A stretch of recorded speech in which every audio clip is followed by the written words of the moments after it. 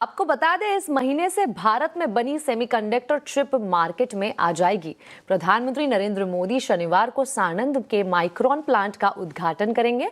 साणंद स्थित micron plant से जायजा लिया है हमारे संवाददाता केतन जोशी ने।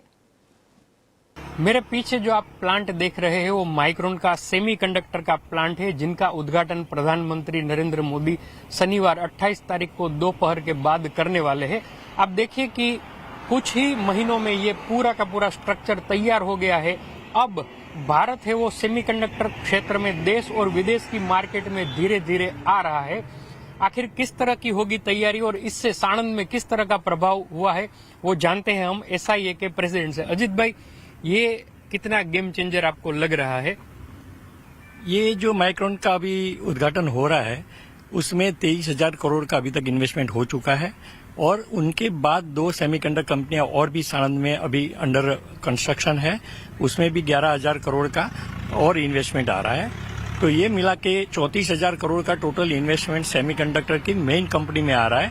उसके साथ में उसकी जो एंसिलरी यूनिटें आएगी उससे साणंद में एक बड़ा गेम चेंज हो रहा है।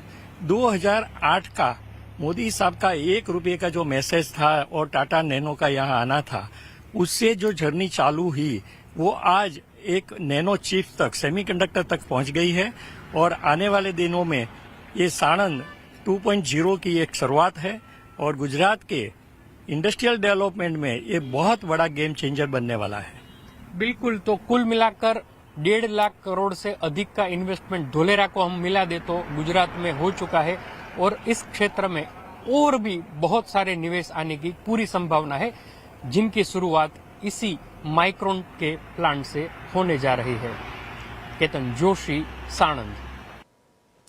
बृहन्मुंबई म्यूनिसिपल कॉर्पोरेशन यानी BMC ने 80,952 करोड़ रुपए का मेगा बजट पेश किया है। यह बजट पिछले साल के मुकाबले 8.77% ज्यादा है। इसमें शिक्षा के लिए 4,248 करोड़ रुपए दिए गए हैं, जबकि हेल्थ के लिए 7,456 करोड़ रुपए का प्रस्ताव है।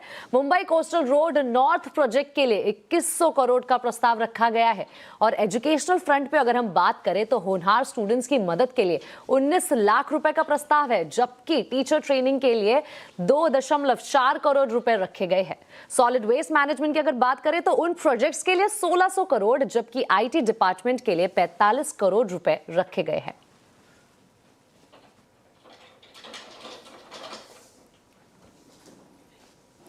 तो महाराष्ट्र के एक्साइज कमिश्नर राजेश देशमुख ने कहा है कि होली, मुहर्रम और गांधी जयंती पर ड्राई डे हटाने की खबरें गलत है। उन्होंने साफ किया है कि राज्य की शराब नीति में कोई बदलाव नहीं हुआ है। उन्होंने बताया कि महाराष्ट्र में पहले की तरह 8 अनिवार्य ड्राई डे लागू रहेंगे। सोशल मीडिया पर जो खबरें चल रही थी कि इन त्योहारों पर शराब बिक्री की अनुमति दे दी गई है, वो खबरें फर्जी है। राजेश देशमुख ने यह भी कहा है कि कानून के तहत जिला कलेक्टर जरूरत पड़ने पर अपने जिलों में अतिरिक्त ड्राई डे घोषित कर सकते हैं।